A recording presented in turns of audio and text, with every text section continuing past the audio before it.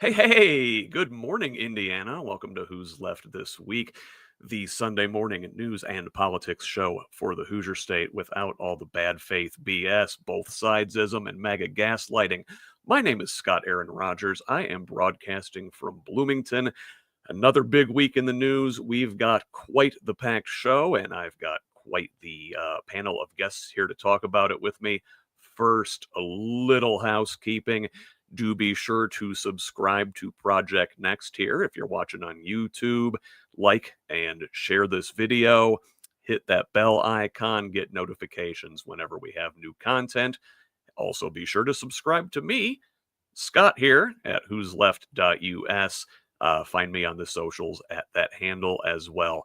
All right, enough of that. Let's meet our guests this week, starting with attorney, journalist, all-around swell fella, Abdul Hakim Shabazz. Welcome, sir. And general pain in the butt. So, no, always good to be here. Now, I think I got my technical issues worked out, but the day's still young, so.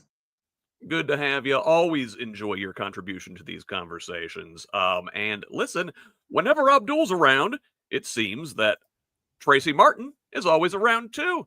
There is Tracy, host of the Bluer by the Lake podcast up in the region there. Tracy, how you doing? Oh, good. So glad to be back here. Always love having you around. You, I believe, have surpassed all others to become our number one all-time guest. Stop it. For real? Love having. Yeah, I think you've been here more than anybody else. I'm not really counting, but we always love seeing your face. Do I get a pin? I will make a joke about seeing Cliff Marsiglio's face, but he will make that joke himself, I am sure. Cliff, welcome. Nice hat. Thank you. I've been told that we are not allowed to talk about Antifa anymore. Membership has been burned. So I have the official Indiana Jones hat. So if you're looking for inspiration of who to punch, always ask, who would Indy punch? He punched Nazis, just so you know. Yes, hey, yes, he did. Calling somebody a Nazi as a hate crime, Abdul. I need you to stop with the hate crimes. Hey. I'll only call you a Nazi if you're actually a Nazi. So that's what we're going to talk about. That's our one big thing today, in a way. Not Nazis necessarily, but what we're allowed to call people and what we're allowed to say in public over the public airwaves or anywhere else for that matter. So, listen, let's begin this week. Let us start Indiana, and I'm going to open up our Indiana portion of the program in jail. No, not like that. We're going to talk about the Indiana Department of Corrections. A couple quick stories from them this week. So, this one, we're going to start from the invaluable Indiana Capitol Chronicle. The state will resume $6 million in jail payments to 41 counties. This is tied to a couple different things. There was funding tied to like level 6 felony diversions. Folks like this used to be held in state prisons. Now they're held in local jails to offset costs. Additionally, there's also reimbursements for jail holds where inmates who have been convicted of state crimes remain in county jails until the Department of Corrections picks them up. I don't know. I don't fully understand all this, but what I do see is that, you know, local jails have been sort of in a bind without this money from the state that they really rely on. Now, Abdul, you're an attorney. You come up against the criminal justice system in your work. Is this something that you see that folks in your circles are talking about? If you're asking us, is a guy on the street at Target talking about it? No. If you talk about the political class, the budget class, to a certain degree, yes. And if you think about it, the state's, late payments is, first of all, it's nothing new, to be brutally honest with you. When the states have done this before, they delay payments so they get their budgets in order. But I think what this one is just basically, with all talk about public safety, the perception of crime is out of control. Then juxtapose that with the states, the Medicaid, the budgetary shortfalls.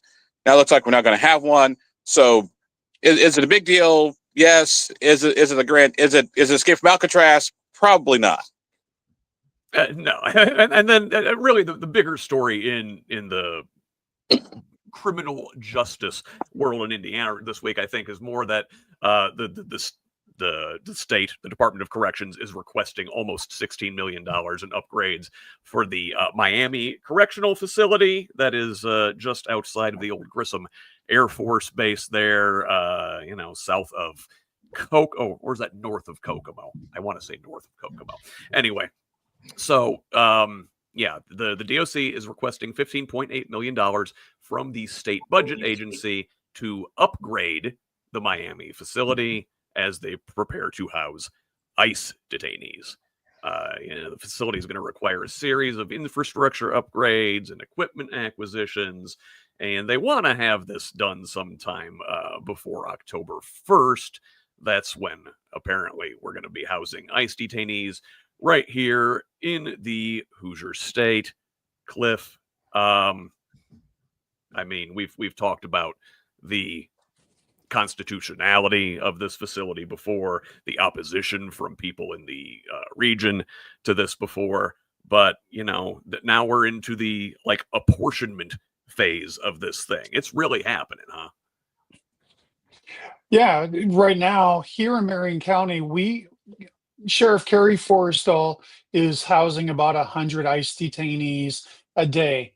$75 a pop comes to about $7,500 a day that we are spending, and that's almost $3 million a year. Given that the sheriff has been asked to, people have asked the sheriff not to do this, but it's in his best interest to continue doing it. He says, well, I don't think there's a way to stop it, but his salary is dependent on what he is being given by the state and the federal government. And there's an extra $3 million that he didn't have last year. Kerry Forrestal, I can't find the numbers from the last 2 years, but I believe he's one of the highest paid public employees, with his base salary being about $160,000 in 2022. I can imagine it being quite a bit more this year because we are not providing those prisoners adequate support, and whatever we don't provide to them goes into his slush fund. Ooh, that's particularly gross when you look at it that way. Are we giving sheriffs performance incentives for locking people up? Like they're I don't know, a quarterback or something? I don't know. You see that stuff in sports contracts or 100%. I mean, just like when you talk about folks who are constitutional sheriffs in Indiana, as well as constables, their salary is dependent on how many people they can get into their facilities. Okay, so let's back up on this a little bit for people like me for whom this is brand new news and it's gross. All right, so ICE is paying all this money for prisoners to be housed at our expense. We are the ones that determine what care they get, what food they get, what kind of bedding they get, all of that, all of the things that make them be able to be living beings in our care are under our control. We get $3 million. Did you say a year from a year? That is just Marion. That is Marion County alone. Marion County alone is getting this. So, and who controls that money? It goes directly to the sheriff's department. The sheriff gets to choose how it's allocated. Whatever extra goes right directly to his salary. So there's no stopgaps between his salary and that money. If he wanted to say, oh, I can cut these corners here and take 3/4 of this and throw it in my bank account, nothing would stop him. And that's exactly what happens in most of these jails. When you find jails are being underfunded, it's almost always a sheriff who's looking at his bank account saying, Shut I would up. do better. Yeah. Well, and I can't speak for Forrestal, but we do have multiple cases of corruption in various sheriff's departments across the state. I do need to move on here to our next story, and let's talk about other gross things and the continued redistricting push from the Trump administration.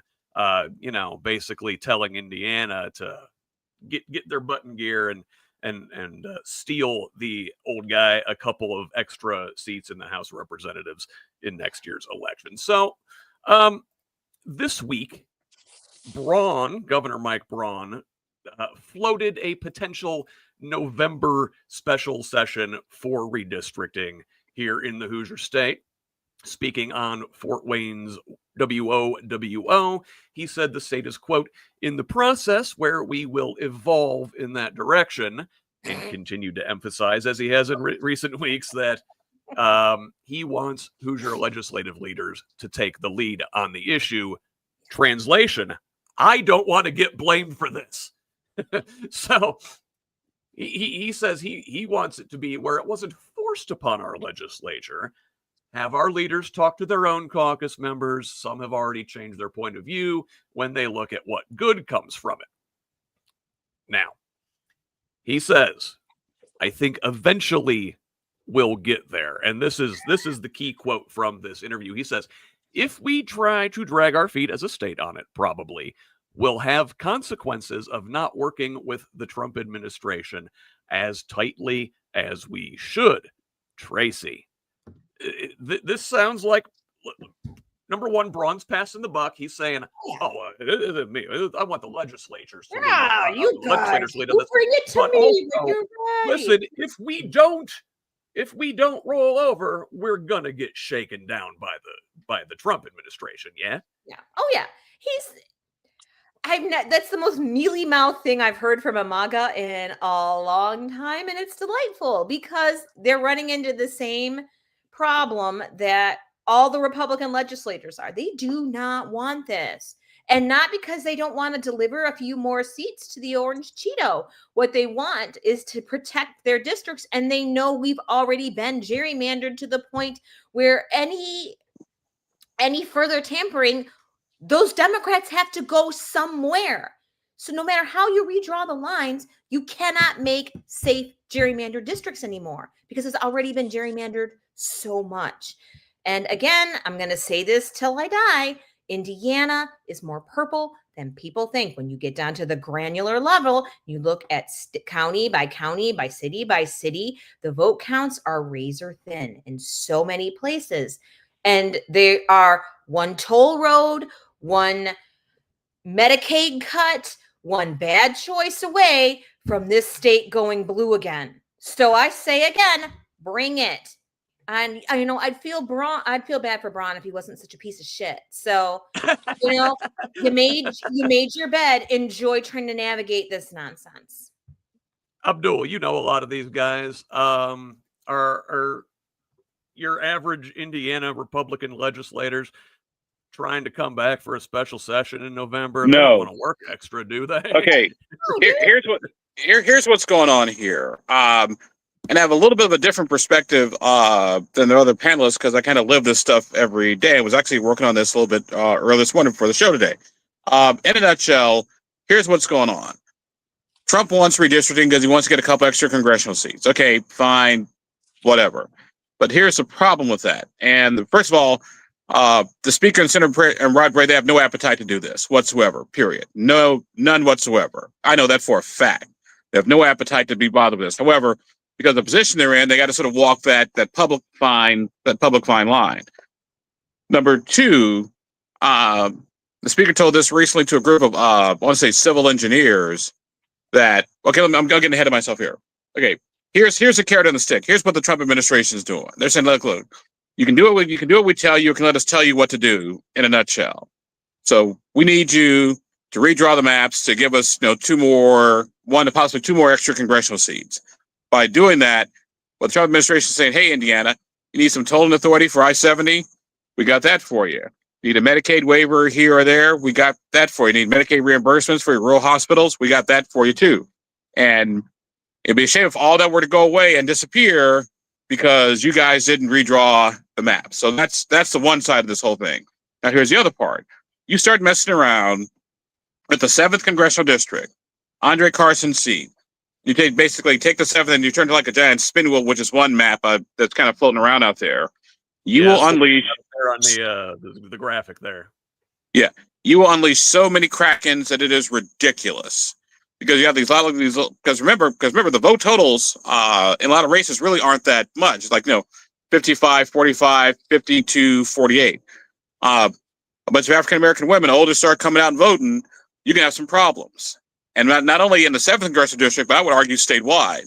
So you can literally see a situation where Elisa Shala, Dan Elliott, I forget the other person who's on the ballot next year.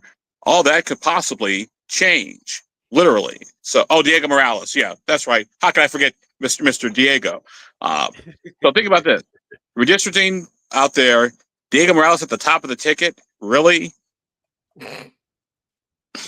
Yeah. That's not exactly. Let's just say Diego's not the centerpiece of a statewide. He's coming to my race, town. So no, well, all right. So also in this regard, let's talk about the Democratic response. Again, Indiana Democrats are in a super minority. There's not a whole lot they can do to push back on this if Republicans decide to go ahead with it.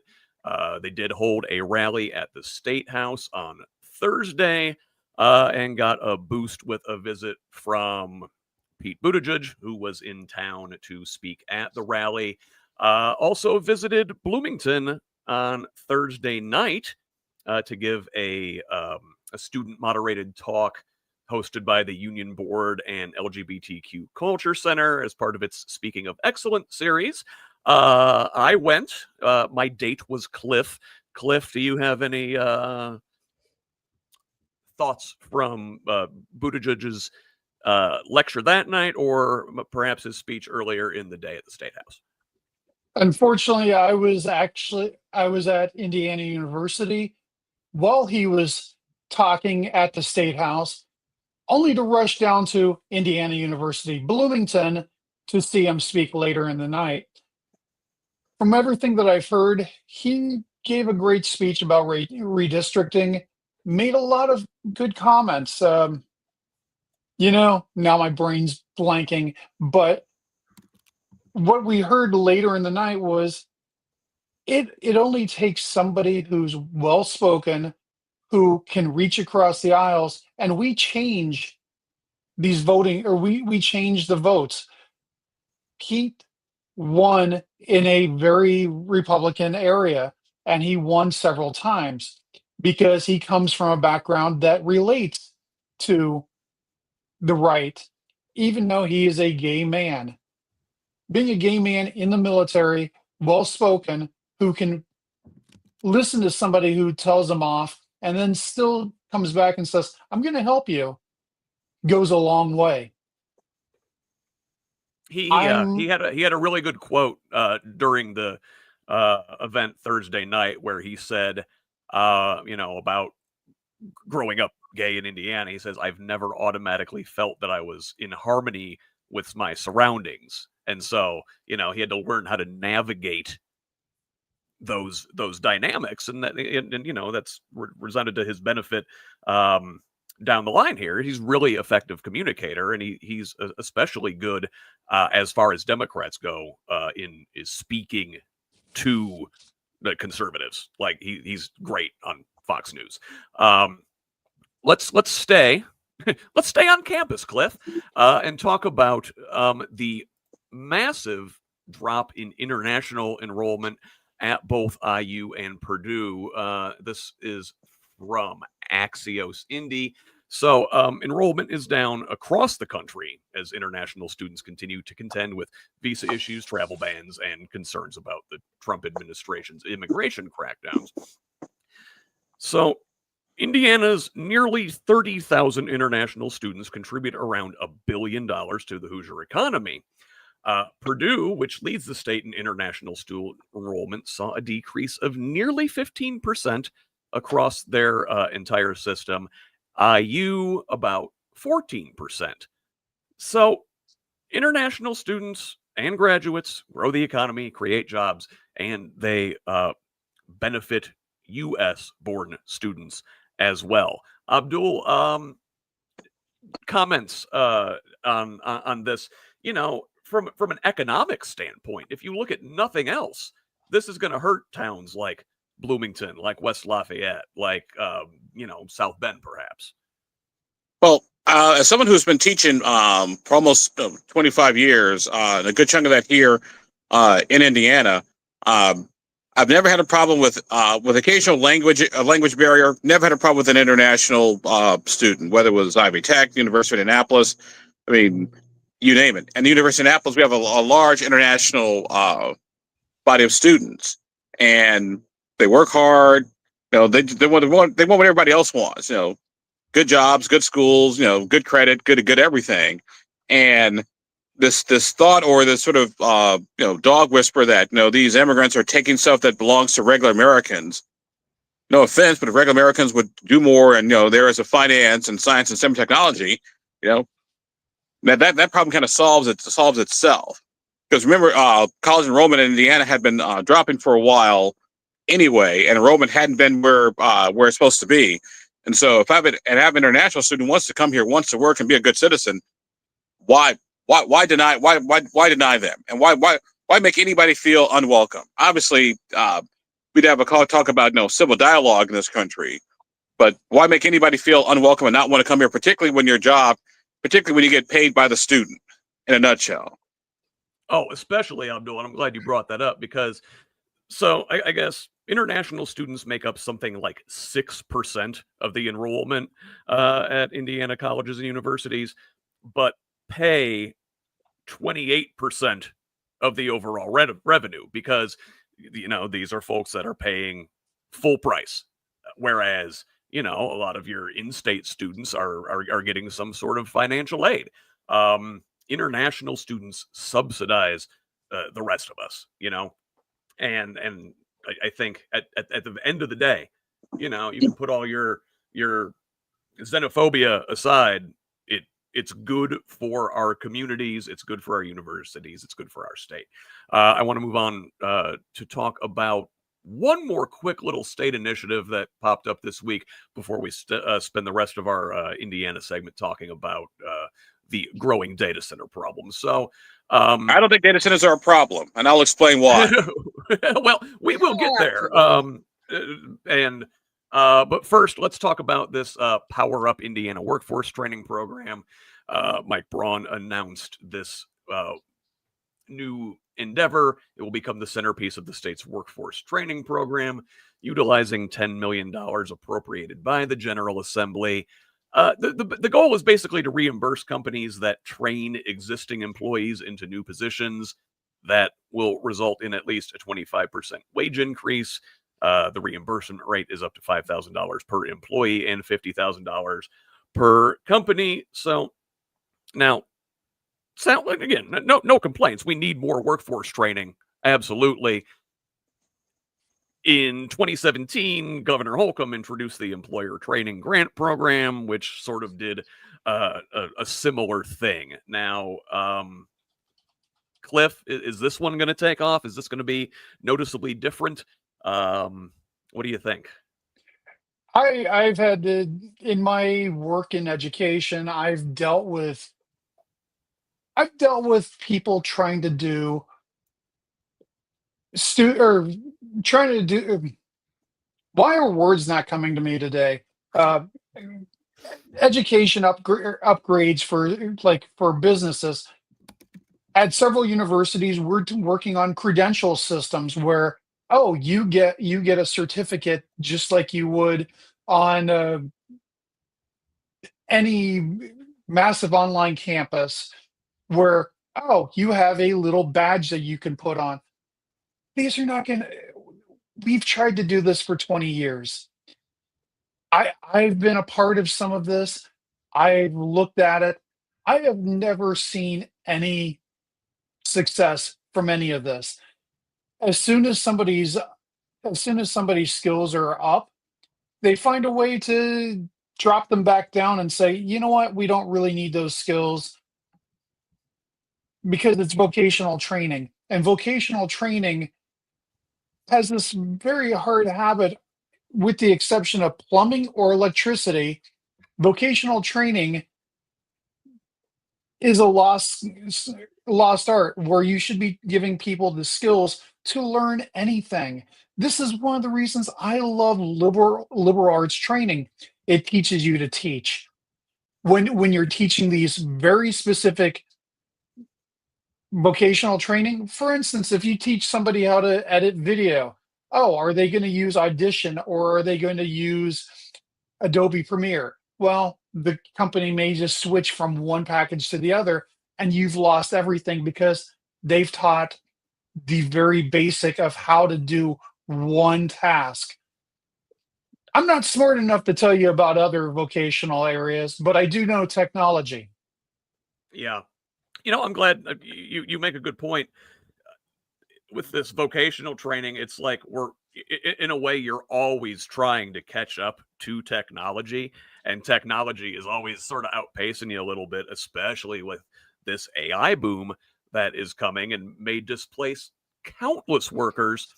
And that ties in very nicely to what we're going to spend the next 20 minutes or so talking about here. And that is the massive growth of data center construction in Indiana. Now, Abdul says he's pro data center. We'll get to that. We'll also talk about the potential drawbacks. But right now, more than 30 data centers are already operating just in central Indiana. Often they're there and you don't even really know they're there or what they're doing. And while the state celebrates the growth, not everybody is a big fan of this.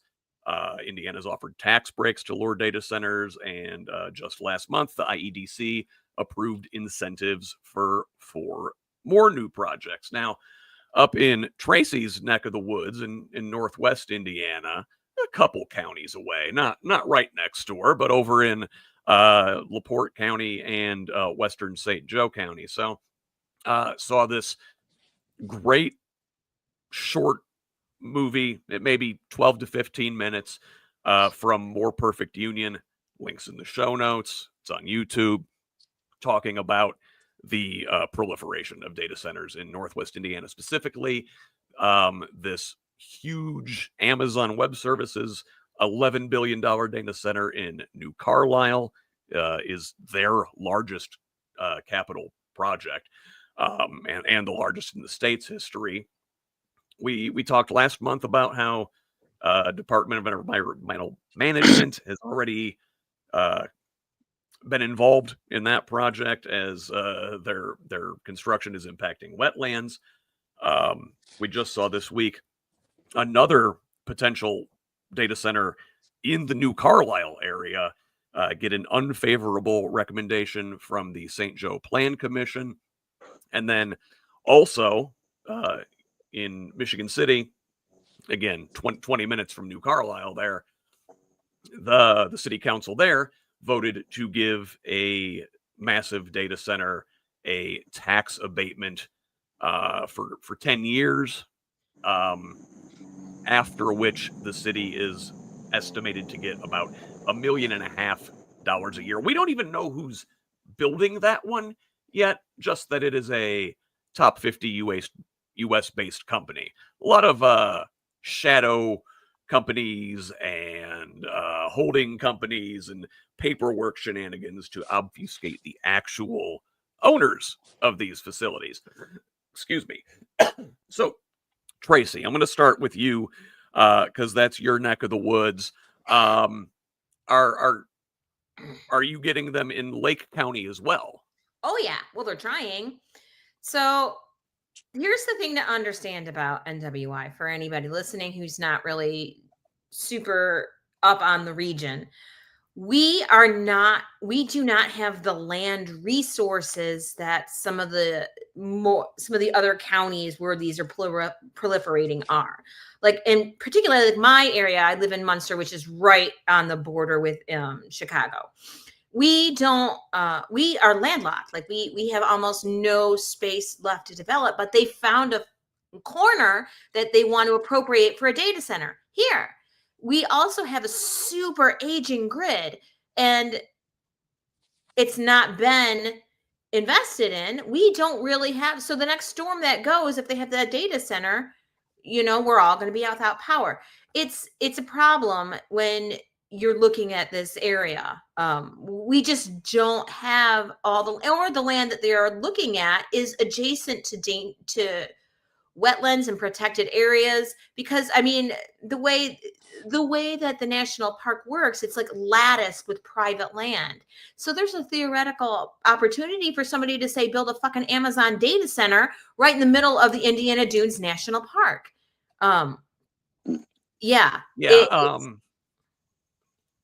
So Cliff, Indianapolis also has big data center controversy right now, right?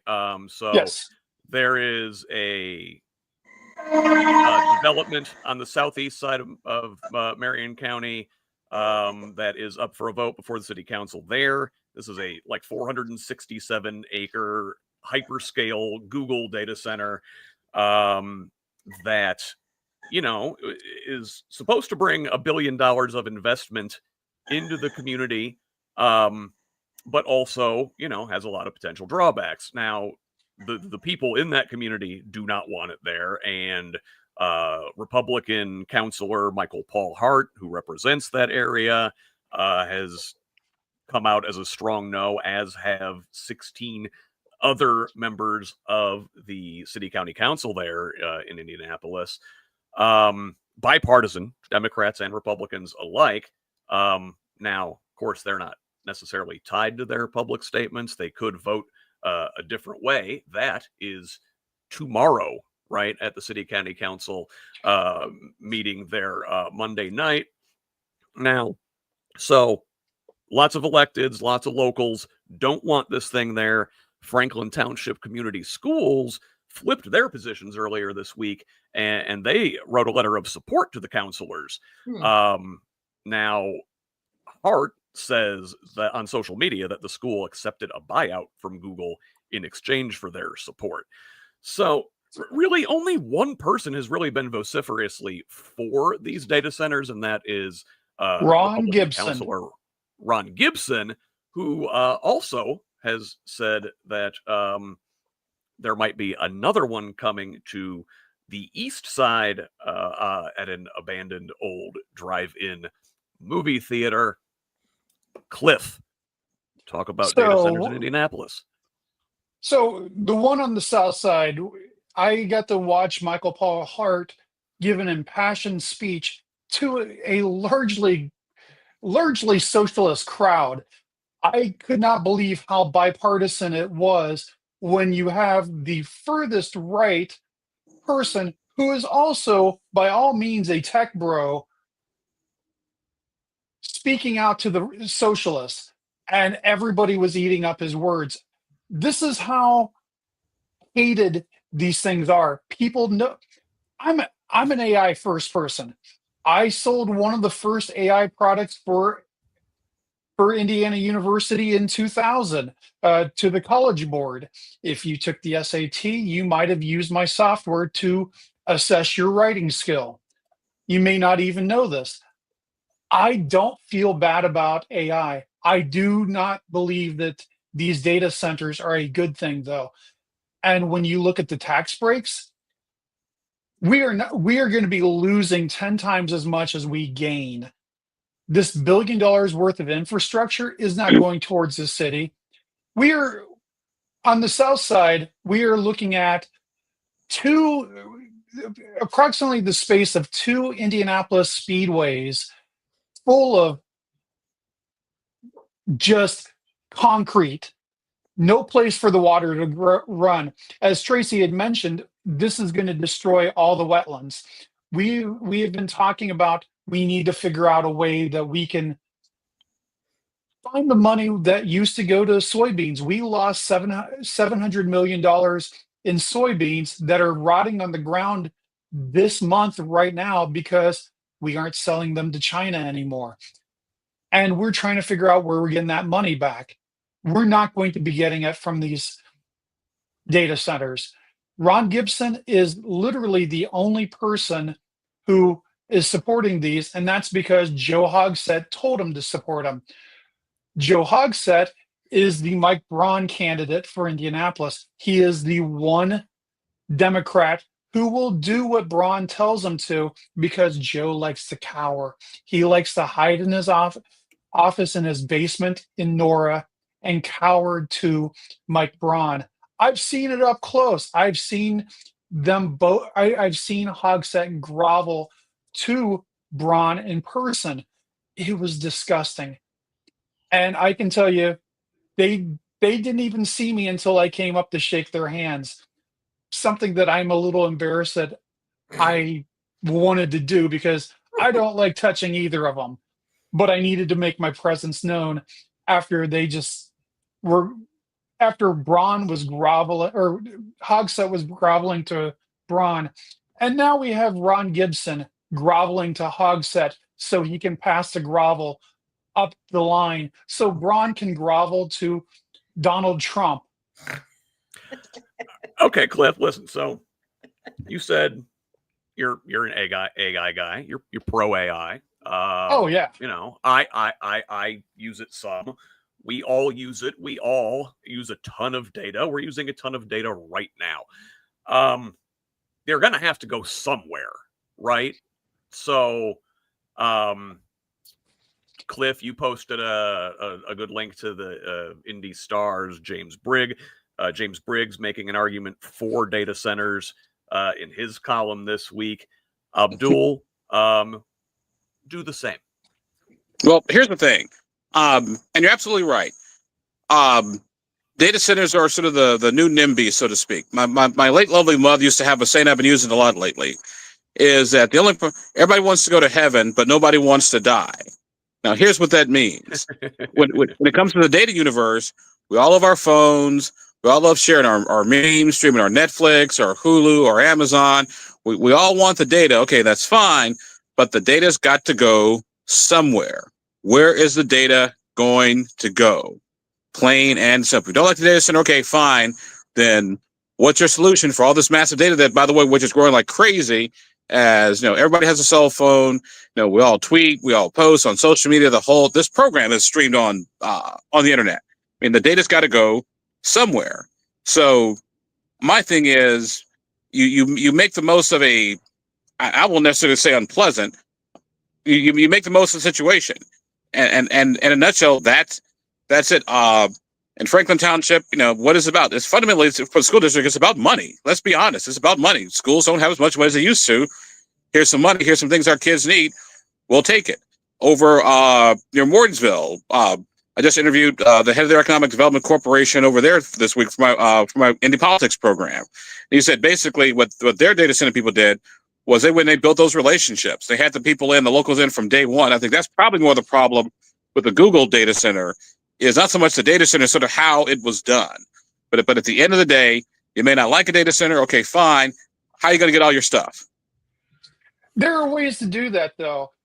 The problems we have with these data centers are when you talk about Google, they're coming to the Midwest because they can do things more economically cheaper than they can out west. Out west, they force everybody to use closed loop cooling systems. Closed loop cooling systems means we're not putting water chillers on the roof and spraying water that should be going to crops. It should be staying in the wells for our urban or for our rural people. It is putting a strain on our water cleaning supply. Yeah. We have closed loop versus open loop. That in itself would, if we use closed loop, it's going to add 20% to the overall bill. However, it would save our water systems. we do need data centers, and I'm not against data centers. I'm against destroying our environment to do that. There are multiple ways to do this ecologically sound, but we are going and saying, you know what, we're going to give you all the money so you could do the worst job ever, so you can use outdated equipment that that is not electronically sufficient. You can, in 10 years, we're going to have chips for AI that require 10% of the power that we're doing now and do 10 times as much as we are today. And then what are we going to do with these hulking buildings that are dotting our entire state's landscape at the breakneck pace that we're building them, have no environmental safeguards behind them, and are being managed? Okay, so Abdul, before you accuse me of being, regressively and reflexively anti anything that a Republican likes, I'm not. I work in tech. I've been doing AI forever.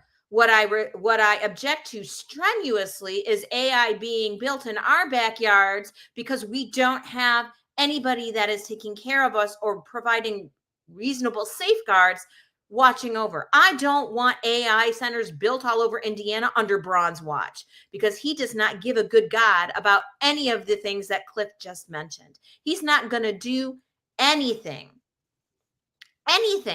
to protect our water supply, to protect our farmland. Because if this is Indiana, we're supposed to grow food.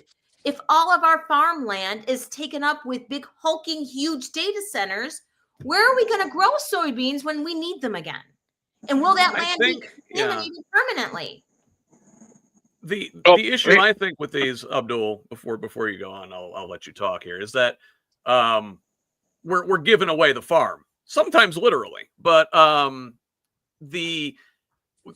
it's like a race to the bottom. We're giving away tax abatements and valuable land and water resources, and subsidizing the building of these things with our electric bills, when it doesn't have to be that way. Like, we could have these things, but like Cliff's saying, okay, do the closed loop water system, cover these things in solar panels so they're not on this pulling power from the same grid as the rest of us, or so they're self-sufficient. Paying for the infrastructure up front. Yeah, and furthermore, like Tracy up there in your area, like, that's where these things should be. We've got a bunch of old, decrepit factories and warehouses and stuff that, maybe aren't as useful anymore, where we could redevelop that space. And y'all are on the lake. I mean, there's as much water as we could ever possibly need there. We don't need to be sucking these things out of the groundwater. We should be, listen, we've, like, in Michigan City, we got the coal plant there, and there's the big cooling tower. Everybody thinks it's a nuclear thing. They use the water, they cool the water, they put it back in. Now, I'm not saying NIPSCO's a great environmental actor, but I'm saying there are things that when you can come be up done. Here and They shouldn't be here where there's no water. More development on Lake Michigan, it makes a lot of us go, rah! Because do you know, if you've ever come up here and gone to the beach next to the BP refinery and watched the oil go cascading out over Lake Michigan, you get really, really, really suspicious about what industry will do up on that shoreline. I'd rather have a data center than an oil refinery. Well, yes. Again, if you take BP away and put a data center there, I'm with you. They're not going to do that.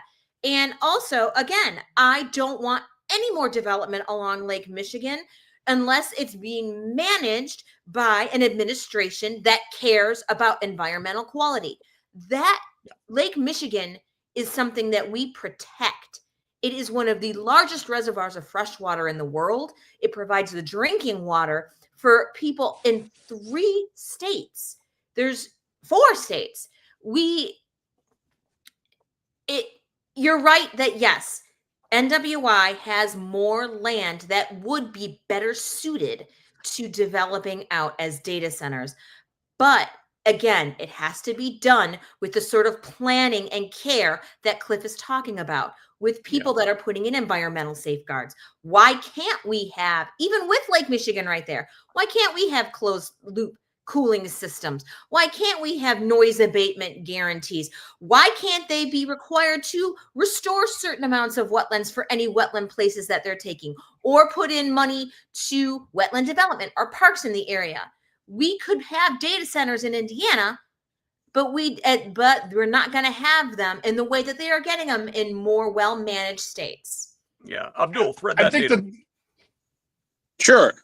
First of all, like I said, number one, why do we need the data center? For the purpose we're here today. We're streaming. We're having a civil, thoughtful, no one's shooting each other conversation about data centers, the whole 9 yards, and we're using data to do it. And this data is probably going to be somewhere in a data center somewhere. That's kind of point number one. Point number two, I'm going to push back a little bit on my good friend from Northwest Indiana's, because I grew up in Chicago, so know all about Lake Michigan, the whole 9 yards, and looking to get in a little place up in Michigan every once in a while to buy comic books and relax with my edibles. So I can totally appreciate, the lakefront, the beaches, the quality of life scenery that's there. However, folks, I go back again. The data's got to go somewhere. Where's data going to go? Matter of fact, there was a forum this week, the Indiana Fiscal Policy Institute. I'm a member. We talked about Indiana's energy usage and water, and the 800-pound gorilla in the room was, guess what? It was the data center stuff, because that's what everybody wanted to know about. How these data centers are going to impact our energy usage, the whole 9 yards. And the conversation I had with one of the executives, and I take his word for it, unless I see evidence to the contrary, is Abdul, the data centers are a lot more sustainable than they were in the past. And it's like technology, it's like everything else. Things get better with technology and with time. And we're in the early stages of these data centers right now. So I think the questions that are being asked about energy use and tax abatements are fair questions, but at the end of the day, the data's got to go somewhere. Yeah, Cliff. And I gotta say this. Yeah, I gotta say this. If we don't build these data centers, where's Beckwith going to get the bandwidth to make more nude models of women across Indiana?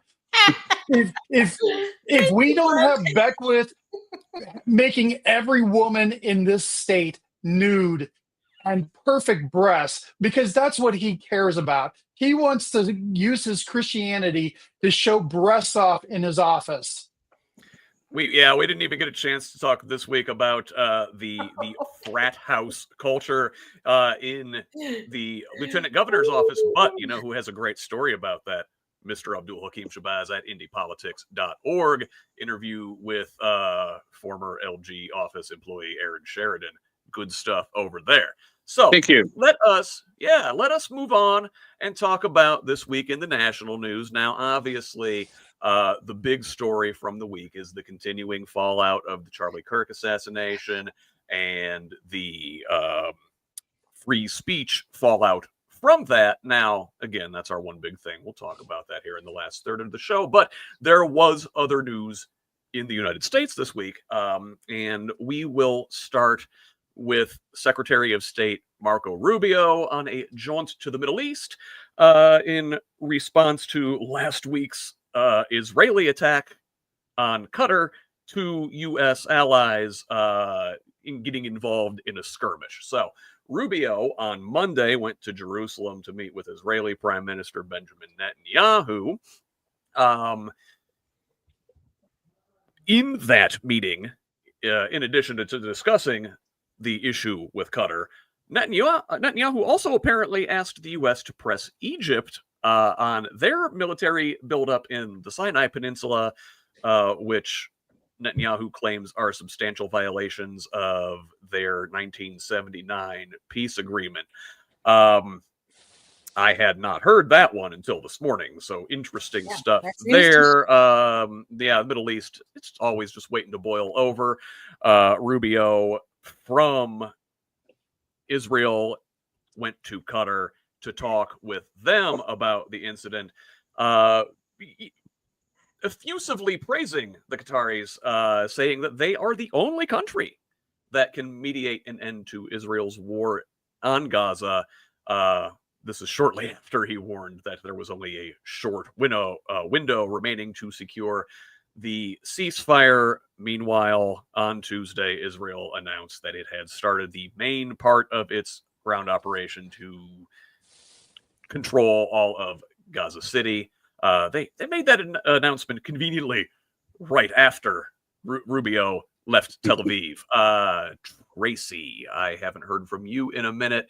Thoughts on Middle East, Rubio, Israel, Qatar, real quick?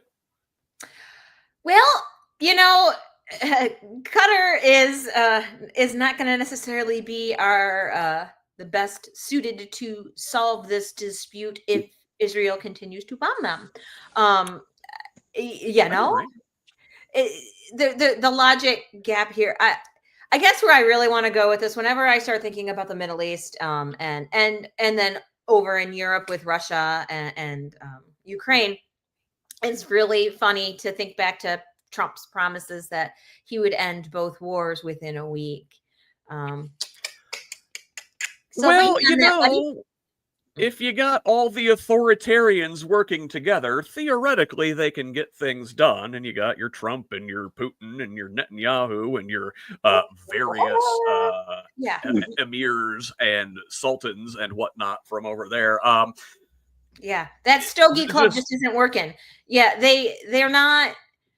Everyone seemed to think that, well, at least Trump seemed to think that he would magically, all the authoritarians would, they'd all sit down at a country club and have a little chit chat, and then all these world affairs would go away, poof. But apparently, authoritarians like to authoritarian on their own terms and time. And so we're not seeing these magical resolutions that were promised. And in fact, things just keep getting worse and worse and worse. So I'm I think we're all just waiting for the inevitability of spreading war and conflict in the Middle East, because Trump is not managing to, and if Trump can't do it, Marco Rubio can't. So, good luck with that. If we get through the next 10 years without a major war in the Middle East, I will be shocked, pleasantly surprised, but I would like that, but I am not confident. Let us stay in international diplomacy and talk about President Trump's second state visit to the UK. Now, normally they don't do this. They give president one state visit and that's all. But new monarch, who dis? So they give him a second state visit with King Charles hosting this time. So the president was greeted Tuesday night to Windsor Castle by a group of political activists projecting giant images of Trump and his buddy Jeffrey Epstein on the side of the castle. 4 people Prince Andrew in there too for this stunt. There was some Andrew in there too. Yeah, Prince Andrew, Charles' little brother, also a notorious friend of Jeffrey Epstein. Andrew likes to get into things he should not be getting into. Yeah, I was going to say, before we talk about the meat of his visit, just thoughts on the stunt. I know you enjoy a good political activist stunt. Yeah. I don't know what you're talking about. I have never orchestrated any political stunts in my life. None. Not a no. Lies. All lies. Including, go ahead. I've been told by journalists multiple times, if you want to get on the news, you need two things. You need to actually be focusing on something that is informative. You need to tell somebody a story, but you also have to make it interesting. Because let's just face it, most people watching the news, they don't give a fuck. They want to see entertainment in the form of news. So you have to be a little over the top. And I disagree. I disagree. Someone's been in the news business for a while. People pay attention to what's relevant to them, what's relevant in their life, what's relevant in their universe. And I always argue, as a news person, journalist, my job is to explain to you, okay, either A, here's why you should care about X, Y, Z. Now, my audience is a little bit different because my audience is basically the political class. So our perspective is a little bit different than, say, our friends in Indiana Capital Chronicle, or the Howard Report or any news organization right then and there. But at the end of the day, the point of news is sell advertising, and I got it, and I sell advertising by making whatever I'm talking about relevant, which is why still the local news is the most watched thing live on television. People don't usually record the news to watch it later because it's already kind of old and past. But the one thing that's still live is local news, and local news still matters, but it's got to be done in the right way to make it relevant to regular people. Period. But if it bleeds, it leads. So, I mean, like the attention grabbing thing still goes first, right? It and, does. I mean, this certainly grabs attention. So listen, the next day, after Trump's lovely greeting, the next day, I wish you could have seen his face. Trump and Melania and her hat flew to Windsor by helicopter, where they were greeted by Charles and Camilla, and a royal salute was fired and in Windsor and at the Tower of London, and the king invited Trump to inspect the Guard of Honor. Unfortunately, he did not invite him to inspect the Tower of London and then leave him there. And then Wednesday night, a traditional state banquet was held in the president's honor, attended by guests including Rupert Murdoch and Apple boss Tim Cook. From there, the president and first lady, actually, no, the first lady stayed behind. The president traveled to meet the prime minister at his country house Chequers in Buckinghamshire, where he was greeted by Sir Keir and Lady Starmer. And the two negotiated or signed rather a previously negotiated trade pact, which would see billions flowing in both ways across the Atlantic. The majority of U.S. investment to the UK coming from private equity firm Blackstone, as well as Microsoft and Google. UK getting them some data centers too, Tracy. Yeah, maybe they can put one on Stonehenge. There you go. Yeah, well, yeah, absolutely. So I don't know.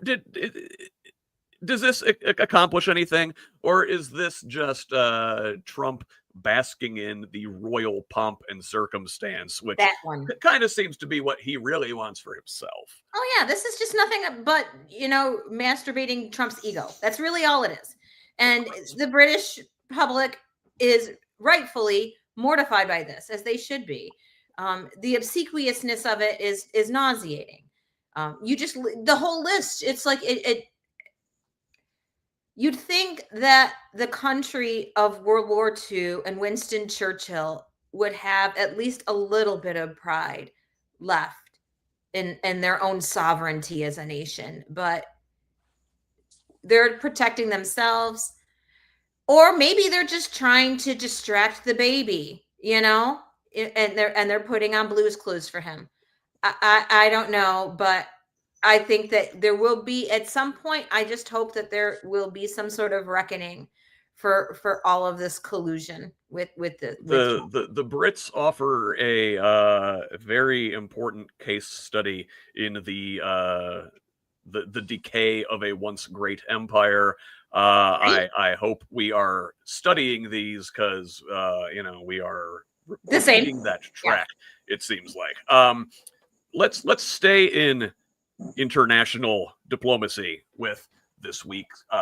Well, that's actually the second week of the UN General Assembly. However, the general debate, which is the big meeting, begins this week on Tuesday, with at least 188 heads of state, heads of government, and other high-ranking officials preliminarily set to speak in New York through September 29th. So already sparking dismay ahead of this year's event, and this story comes from Al Jazeera.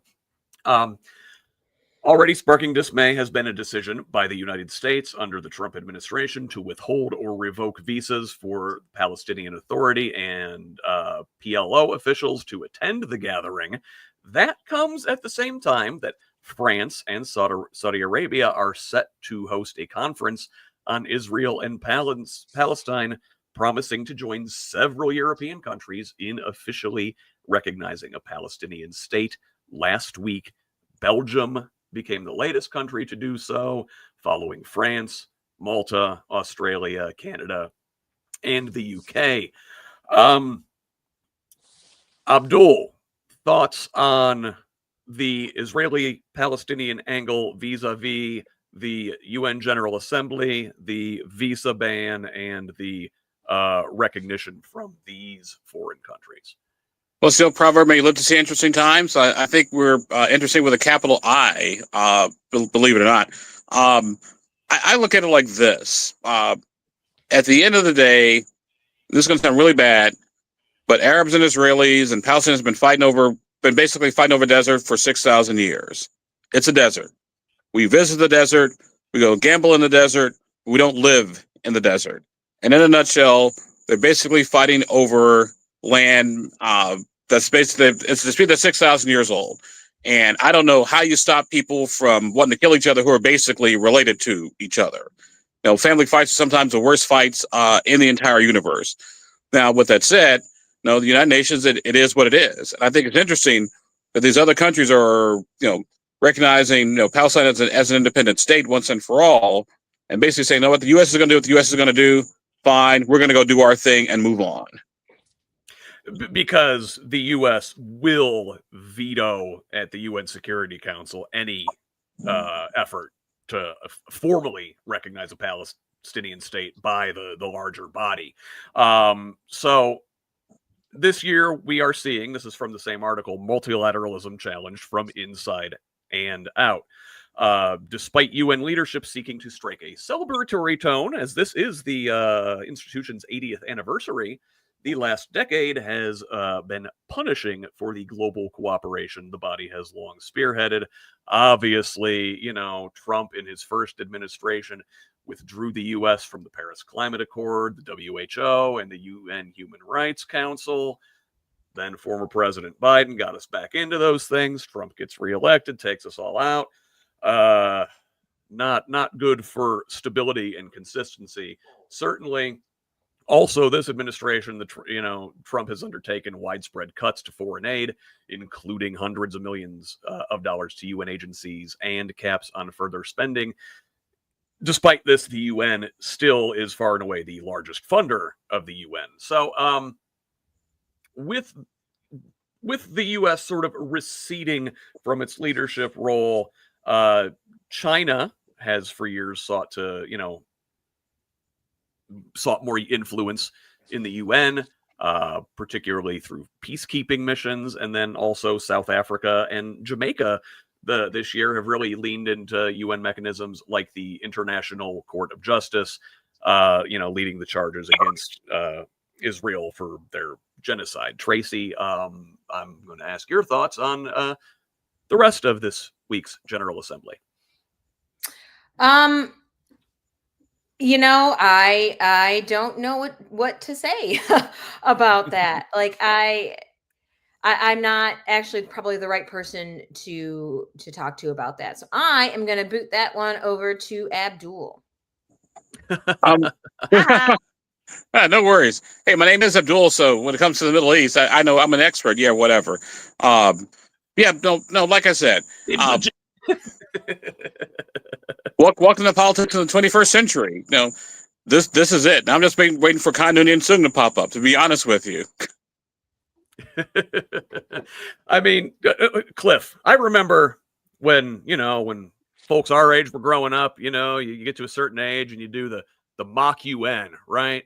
I think mock was supposed to be a adjective there and not a verb. I was a dirtbag back then. I was an academic dirtbag, but I was a dirtbag nevertheless. I didn't hang out with the model UN people.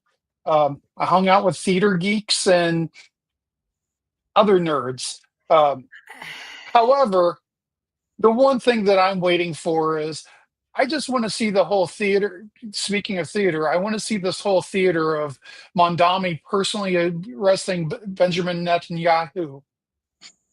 Well, we're going to have to wait till next year because, the election in Oh, New I York hate is that. going to be after this week, this week's visit from the Israeli Prime Minister. Wow, we're still talking about international trade and diplomacy because that's kind of where this week has been outside of the death of free speech in the United States. So, we've also got the Indian Commerce Minister coming to the U.S. for trade talks this week. That is Piyush Goyal. He will lead an official delegation to the U.S. for trade talks on the 22nd. That's the middle of this week. The U.S. has imposed a 50% tariff on Indian goods. I want to say due to their continued purchasing of Russian oil. This visit assumes additional significance amid the U.S. administration's sudden decision to hike the application fee for H-1B visas, which is the next story. A lot of Indian students come over here, and then Indian workers later come over here on the H-1B visas. So, Tracy, do you got something to say about this one? I mean, I think for India and I'm going to dive this over into something that was on my mind earlier. With these foreign students, we're now creating a culture where we've undercut all of the benefits that they've provided us. We've created a nation where we're foreigners and trade partners now feel unwelcome. And when you do that, you undercut everything else that you've done. Who's going to want to send their kid to the United States to be educated here? For two reasons. One, when they get here, ICE might snap them up and keep them for 6 months and you won't hear from them. And two, Yep. because our education system is being kicked into the toilet now. So we've lost all that revenue and we've lost the cachet that comes with it. We've lost all of the development and the R&D strength that our country used to have. And now other foreign trade partners are not going to want to send their expertise here. We haven't even touched on what happened with the South Koreans for all of this manufacturing might that Trump wants to resurrect in the great old industrial belt of the United States. And then they send the people over here to do it. And then ICE comes along and says, I'll take you all. Who in South Korea is going to want to come and help us build our battery powered plant factories? No one. Yeah. I'm glad you brought that up because that is a major international incident. The South Koreans are not happy that this was done to their citizens. And, those are the folks, high-skilled foreign workers like those, South Korean like battery technologists and engineers that were building this factory. Those are the same kind of folks that are going to use H-1B visas. And companies would, I assume, have to be, number one, wary of paying $100,000 a year now. This is the proposed new fee that the administration is seeking to implement. So let me clarify. The H-1B visa is a work visa. It's not a student visa. That's a different thing. The H-1B work visa is valid for 3 years and can be renewed for another 3. Economists have argued that this allows U.S. companies to maintain competitiveness and grow their businesses, creating more jobs in the U.S. Example, battery stuff. We're behind on that. We need Korean investment, Chinese investment even. They are farther along on their battery technology than we are. So, we need that to jumpstart that industry here. Many companies use these visas to fill their workforces because there aren't enough American workers with these skills to do so. But Trump signs this executive order the other day on Friday to impose this $100,000 application fee for these H-1Bs visas. What he says is an effort to curb overuse of the program. Also, in a separate order, Trump also directed the creation of a gold card immigration pathway that he said would fast-track visas for certain immigrants in exchange for a hefty fee. The policy will expedite visas for foreigners who pay $1 million while allowing a company to pay $2 million to speed up the process for a foreign worker that it sponsors. Cliff, we were talking about the sheriff's office earlier in town and the money they get for housing ICE detainees and how it can become a slush fund for them to use however they want. I see this $100,000 fee for these visas and these $1 million plus gold cards as just another potential slush fund for the administration to do whatever they will with. I mean, we've been doing this for years, though. There's been programs where if you are an immigrant and you commit $5 million to building a U.S. business and continue to fund it at $1 million every year for the next 10 years, you were given citizenship. We've been doing that for the last 20 years. So there have been programs like this. We don't know where the money goes to for all these, but they have had these similar products.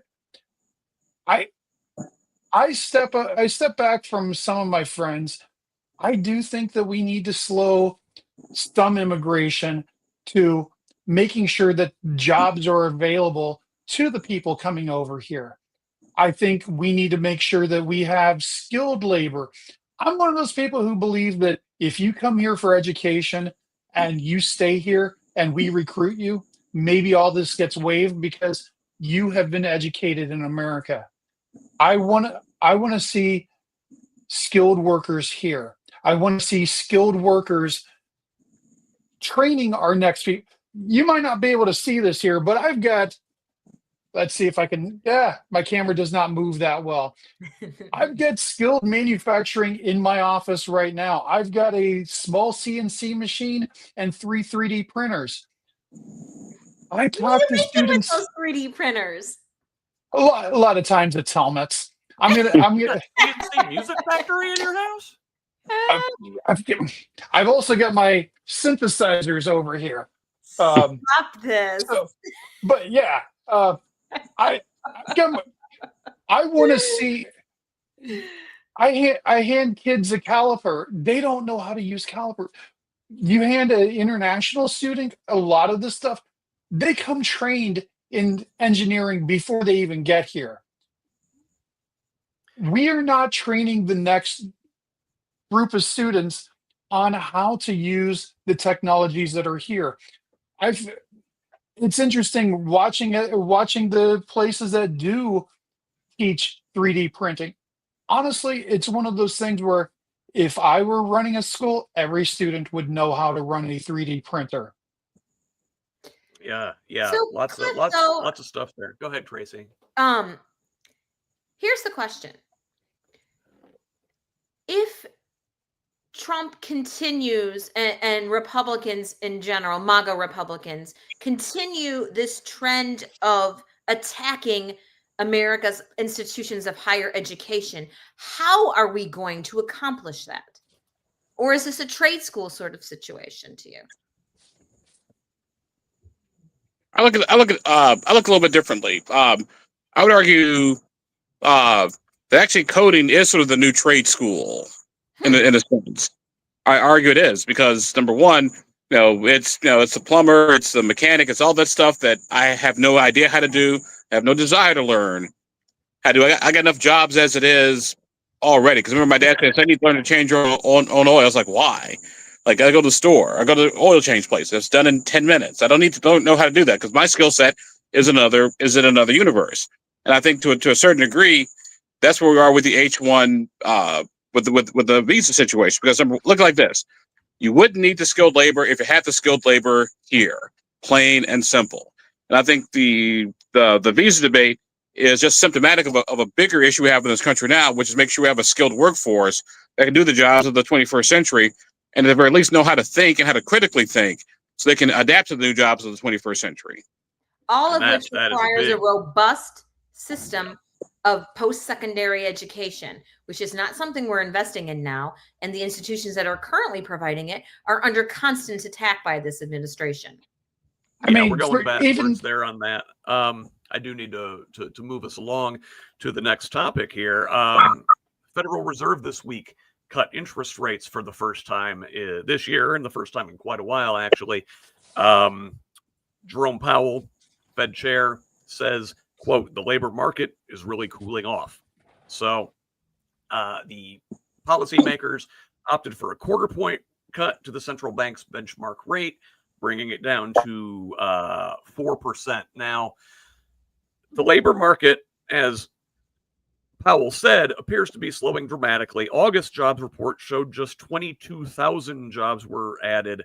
And that report also showed that we lost jobs in June for the first time in quite a while. The Trump administration has been putting pressure on the Fed to lower rates, kind of ahead of the schedule. They wanted to do things, but Powell and the Fed had resisted that pressure, saying their dual mandate of both keeping unemployment and inflation low meant they needed to be careful not to overheat the economy and risk a return to rapidly rising prices. We recall we talked about this over the last couple of weeks, that Trump is trying to fire Fed Governor Lisa Cook, the first Black woman on the board of governors, over trumped up allegations of mortgage fraud. She hasn't been charged with a crime. And for all reports on the matter seem to suggest that this thing is a cooked up witch hunt. She remains in place. Now, what is interesting this week is that, the Fed is lowering rates because the job market is slowing. Well, inflation still remains stubbornly high, and probably will as long as we have this tariff regime in place. So the Fed are in a bind here, because the only tool they really have is to raise and lower rates. I am not an economist. The economy is not my strong suit. I don't know. Abdul, you're far smarter than I am. Can you explain this rate cut and why it's important? Yes, it is. It's class. It reminds me of an episode of The Twilight Zone where the guy gets like a foresight he's going to die by getting hit by something, in 2 days, and so he tries to avoid getting hit by the car, but everything he does is getting hit by the car. If you think about it, the Fed cutting interest rates to deal with inflation. Well, why are we dealing with inflation? Well, let's see. We're throwing tariffs on everything. That's rates causing prices to go up. You got your visa situation where we're short in the workforce. So guess what? Got to pay more, and so the price goes up. And everything that the Trump administration is trying to do is cause inflation. Like, here's the thought: how about you stop? And they'll cut that crap out. Be a real free market capitalist like I am. Let the economy kind of sort of run itself. I mean, I jokingly say these guys came as social conservatives, but they're governed as conservative socialists. Is what they're doing. Oh, especially, yeah. Well, I mean, we talked a couple weeks ago about, the administration like taking a stake in Intel. Now, as a socialist, I approved of that. You probably wouldn't, but it makes strange bedfellows for sure. Let's move on to this story here. One I wanted to spend a little bit of time on. So, for the third time in 2 weeks, the United States has struck an alleged drug boat in international waters. Trump said Friday that he ordered another one. And like I said, this is the third such strike in 2 weeks. The second one this week. Now, according to Trump, the strike killed 3 men who he called narco terrorists. Now, that's where I want to focus, because we talked a couple weeks ago, or it was last week, about the legality of such strikes and how they're brazenly unconstitutional, and how the right thing to do would be, if these are drug boats, you go, you seize them, you arrest the people, you try them in court, and you prosecute them from there. You don't just execute them with no due process. Why this is particularly dangerous, and I'm going to quote here from Just Security. So, with the Trump administration framing its lethal strike in the Caribbean as just another military counterterrorism operation, Trump referred to those killed as narco terrorists, and what little formal legal justification the administration has presented repeatedly refers to an unspecified designated terrorist organization. Many Americans and members of Congress, inured by over 20 years of targeted killings of supposed terrorists, may be willing to accept that representation, but the administration's characterization is inapt and elides a vital distinction. The Trump administration tries to cloak this fatal attack in the mantle of the war on terror by using the rhetoric, tools, and trappings of military counterterrorism operations. Yet, the similarities between the Caribbean attack and prior U.S. hostilities against Al-Qaeda, ISIS, and their affiliates are superficial at best. So, yeah, Tracy. So, are these the same thing? No. And, it's interesting because I thought as a country and a civilization, we were kind of against nation states going rogue and attacking ships upon the high seas. I mean, we just, yelled at Yemen and the Houthis about that. So how is this any different? Oh, well, we're allowed to do it. They're not. That's how it's different. That's it right there. Yeah. We're just basically saying we're doing what we want. Yeah. And it's criminal. Cliff, I'm particularly worried in this because here we are. I remember talking about this 25 years ago in the buildup to Iraq. Well, they can just call anybody a terrorist now, right? Mm-hmm. What's to stop them from designating Cliff and his rogue band of bicyclists as terrorists and drone bombing you on the streets of Indianapolis? I guess we're going to be getting into this segment soon, but nothing. There they are. See? Wait, what is this? That is Cliff's terrorist organization. I love it. No, it is not Cliff's terrorist. I found these on the street as somebody was passing them out. I know nothing about these people. Nothing. But you need to find out. I need to find out who these people are because Doesn't it say scab? What's that? Did that say scab? It said SCAR. This Shadow Council of Anarchist Radicals. Well, they can't be much of a shadow conference if they're handing out bumper stickers. It's like these people. It's like these people are hidden in plain sight. They may be even going to city county meetings. They may be harassing politicians. Who knows? They're going to be outlawed pretty soon. They look just like us. Abdul, from a legal standpoint, I mean, this is a very slippery slope. Yeah. Yes, it is, because what happens if you make a mistake? That's always a problem, and that's where the pushback is going to come. Now, I will say this: from a PR perspective, if you disagree with what the president did, I understand that, but good luck. It looks like you're defending basically narco terrorists. So, for my friends who are opposed to what the president's doing, they have to be careful how they frame the argument. I mean, that's what they did us, in after 9/11 in the lead up to Iraq. It's you're supporting the terrorists. Like, no, we just support the rule of law. Thanks. Yeah, but Abdul has a point. It's very difficult to make that distinction. And I remember because I was a student protester down in Gainesville, Florida at the time. My husband and I stood on the corner by ourselves with signs, and people would throw rocks and bottles at us out of their car as they drove by. The idea of terror, it's such an easy label and mantle to apply because there are no defining parameters that everybody can agree upon. We have the greatest military in this world. Given such, we don't need to take shortcuts to bring these people to justice. No. We have warships that cost as much as entire nations. We could go in, capture any of these narco terrorists, bring them back to justice. Get information? Yeah, I want to know where this fentanyl is coming from because on my wall, I have Narcan.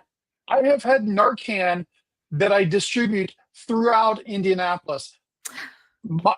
And illegal drugs and and fentanyl and everything else is killing people in my community. I want these people prosecuted. I'm not one of these people who believe that we should legalize all drugs. We should not be allowing these terrorists to bring drugs into our nation.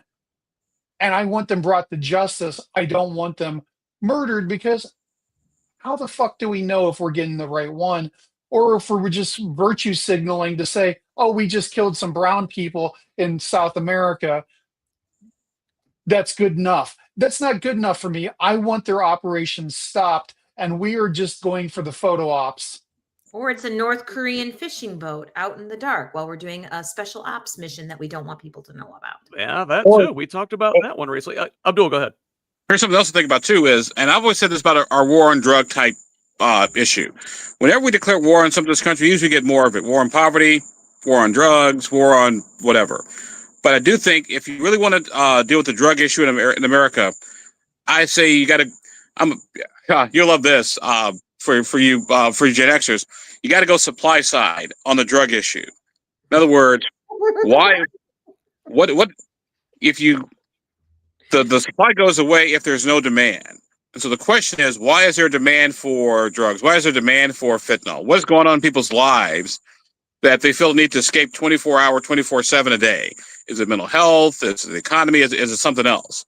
I'm not saying go all socialist or not by any stretch of the imagination. What I am saying though is if you don't look at it from the demand side, you're going to have an issue.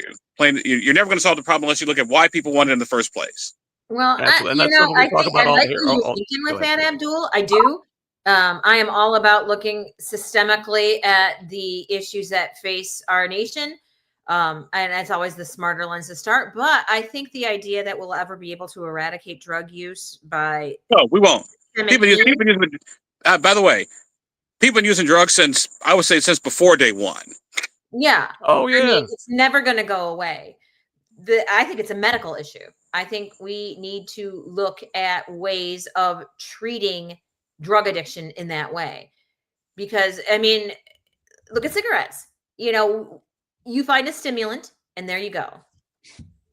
Yeah, this is the thing we talk about on here all the time is tackling these issues upstream. It's efficient, it's cheaper, and it's also the right thing to do. So, I do have to move on and to our last story here. And really what I'm going to do is I'm going to wrap these into one, because although it's the next one on my list, it looks like Larry Ellison and the Ellison family are going to be buying TikTok here in the U.S.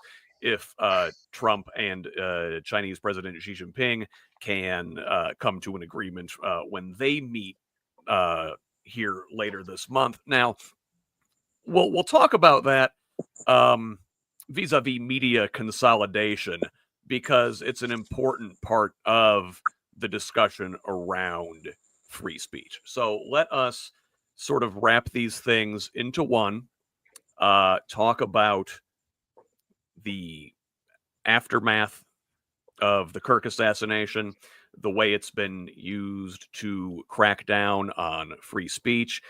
We had the Jimmy Kimmel suspension / firing, we don't know at this point, announced earlier this week, and that's sort of been what everybody is talking about. And I think for a good reason, because if there is one thing Americans value, I think above all else, and that really, like, almost all of us across the political spectrum agree on, it's that the government can't punish you for your speech.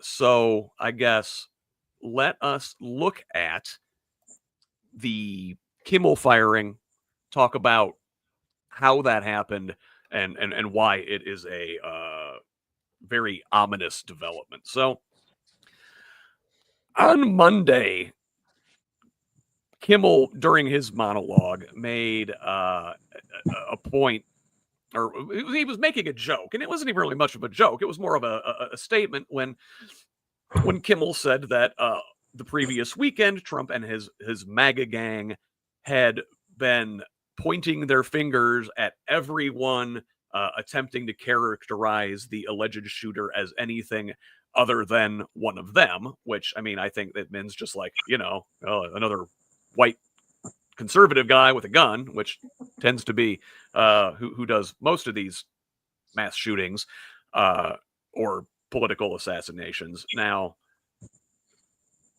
Trump people were livid about this.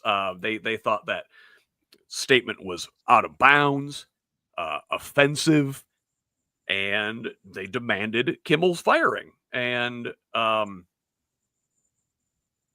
largely, they got their way, but not maybe the normal way you would think about it. So I'll get into that in a second, but first I think I want to get your reactions to the comment. Did Kimmel say anything like over the line? Trump's FCC chair Brendan Carr called his comments truly sick and said he appeared to intentionally try to mislead the public about the shooter's alleged political leanings. Cliff, was Kimmel out of bounds? No, he had the most placid take on any journalist that I've heard. I mean, I'm seeing educators fired for specifically posting in context quotes, long form context of what Kirk has said. We are seeing the largest abridgment of First Amendment speech that we've seen in my lifetime. I'm one of those people. I grew up in punk rock scene. I grew up in scenes where we had I grew up in where we saw the cancel culture come up, but cancel culture comes up from the people. I'm not going to shop at Target because of this. I'm not going to use my money for this. I'm not going to support somebody for this. And I support that. When it comes to the government, we actually had a White House who, on the first day in office, Trump signed an executive order saying he's restoring freedom of speech and ending federal censorship, made a large statement about this, saying that we are not going to be the nation that abridges people's First Amendment rights. It seems like everybody involved in this is violating Trump's executive order. Yeah, well, Tracy, if I recall, that was the reason that young men in particular swung toward Trump in this last election. You're very concerned about getting canceled. Cancel culture run amok ever since Me Too, right? You can't look at somebody sideways without getting run out of the public sphere, right? That's what they say. Yet, I mean, this is cancel culture run amok, isn't it? It's really amazing how people value free speech until the person speaking across from you says something you don't want to hear. So I'm going to say something that people don't want to hear. And I am really sorry, Scott, if you can edit this out if you need to. But no, we like them spicy, Tracy. Give it to us. the assassin here was raised in a conservative, Christian, gun-forward household. This is true. It's not up for debate. He is a product of a generation that is notoriously slippery in the way that they represent themselves in speech and online. I don't know what his motives are. They could have simply been personal. It could have been political. Is there really any difference at this point? But the fact is that he was raised in the system that MAGAs are trying to promote as the ideal American household. Make from that what you will. Well, yeah, I mean, so a couple things there. I mean,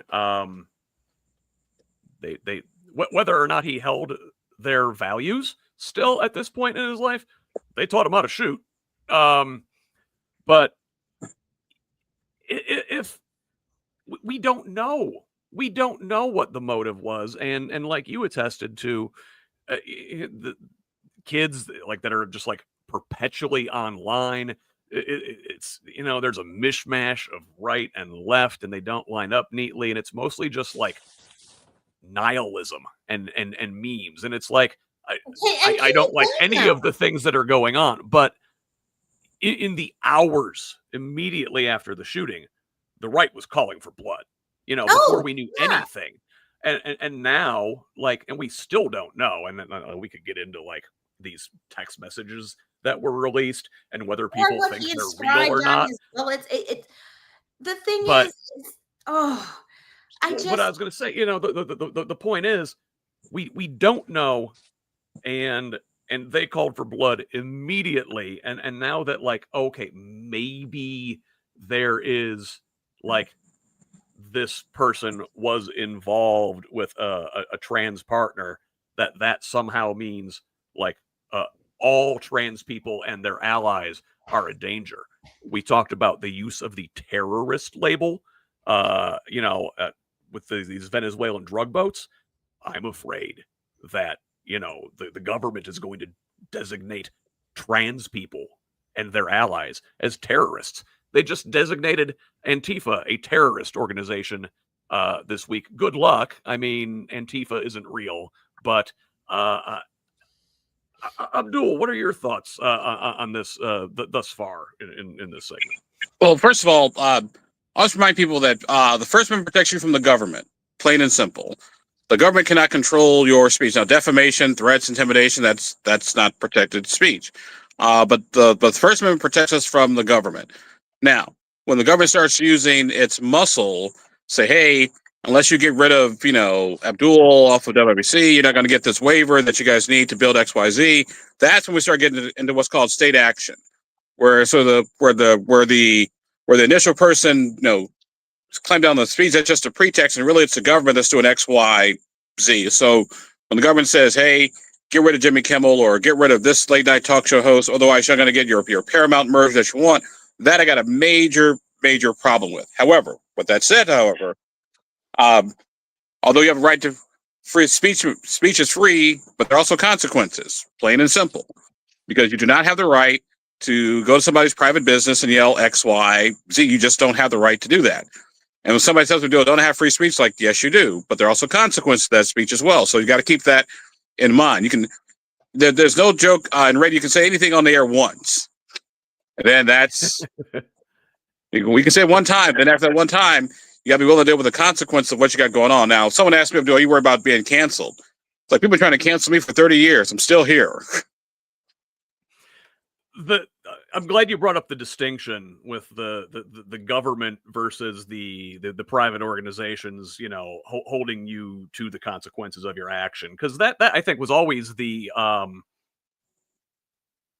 thing about this whole cancel culture argument. It's like no, you're like no one's taking away your right to free speech. The government isn't punishing you for like being an asshole on social media. You just don't want to live with the consequences of it from your family or your employer or whatever. Now, in this case in particular, the pressure to cancel Kimmel came from like the local station owners. It came from Sinclair Media, which owns television stations all over the place across the country, including several in Indiana. They are a right-wing ideological organization, and there are plenty of receipts to show for it. Likewise, another big owner of local television stations, Nexstar, also pressured ABC. We call Nexstar Death Star. Kimmel. Yeah. So no, Nexstar, not Death Star, not yet, not until their merger goes through. But these companies own a bunch of ABC affiliates across the country, so they put pressure upward on on Disney, which is the owner of ABC. Well, it it turns out that, okay, so Sinclair, we know they're ideologically motivated. Nexstar, I don't know if they're ideologically motivated, other than, they're ideologically motivated to make more money, and they want a big merger approved by the Trump administration to merge with a company called Tegna, which is a weird company name. If you combine Nexstar and Tegna, they're going to merge into a company called Smegma. Do not look that up if you don't know that word. Now, I do. that was a joke. They're not really going to merge into that company, but I joke because this is very serious. So these companies, have business before the FCC, so they put pressure above on the Disney execs. Now, look, the Disney executives were like, I don't know, man. I don't think Kimmel did anything wrong. He didn't violate our terms and our standards and practices on the air. He didn't say anything, highly offensive. But all of their affiliate owners have the ability to put a lot of financial pressure on them, right? And this is why Jimmy Kimmel is actually looking at litigation, because once again it goes back to that whole state action issue. It's the government using its power, using its influence to clamp down on American speech. Like I said, we're not talking defamation, we're not talking about threats or not about overthrowing the government. Not talking about that. It's about the debate that we have now. Is late night television a place to do that? 6 in one hand, half a dozen in the other. We can argue that, but there's no argument that when the government starts clamping down on speech, regardless of how it does it, whether left or right or whatever, we got a problem. Yeah. Well, and I guess that they would say, "Oh, listen, the government's not cracking down on speech. This is a private decision by Sinclair and Nexstar and Disney. The government's not." Tell that during the deposition. Yeah. Mhm. Well, here's the thing. I mean, number one, Trump went out there and called for Kimmel's head, before his show was over. The FCC head did too. FCC, yes. So did Brendan Mhm. Carr, Trump's Openly, FCC chair. publicly. And that, I think, legally is where you run into issues, because there you do have a government entity, the FCC, saying this guy should be pulled. Now, did they order it? No. Did they apply pressure? Yes. And I guess, Abdul, that's you're into the point where you're splitting hairs legally, yeah. No, that's splitting hairs. It's pretty sure about this. There's no hair to split. Just ask Cliff. I mean, plain and simple. Yeah, I mean, the executive order that came out January 20th of this year says ensures no federal government officer, employee, agent engages or facilitates in any conduct that would unconstitutionally abridge the freedom of speech of any American citizen. We are not to use any taxpayer resources to engage or facilitate in any conduct that would unconstitutionally abridge freedom of speech of any citizen. And we're going to identify and appropriately take action to correct past misconducts of the federal government related to censorship of free speech. This is plainly spoken. This is not even lawyer speak that I would have to talk to Abdul about. This is plainly spoken words in this executive order, probably written so Trump could actually understand what it was, because we know he's functionally illiterate. But this is set up in this executive order stating that anybody from the federal government who abridges First Amendment is in violation of our governing rules at this moment. And I'll tell you what, we found some strange allies on this week. On the left, I found myself this week agreeing with Ted Cruz, who came out against this strongly on his podcast, with Matt Walsh, who, the ultra far-right Catholic fascist on his podcast came out against this, as did Tucker Carlson. And I find myself nodding my head along in agreement with those guys, and then I had to go take a shower. But same. they're right. They are right.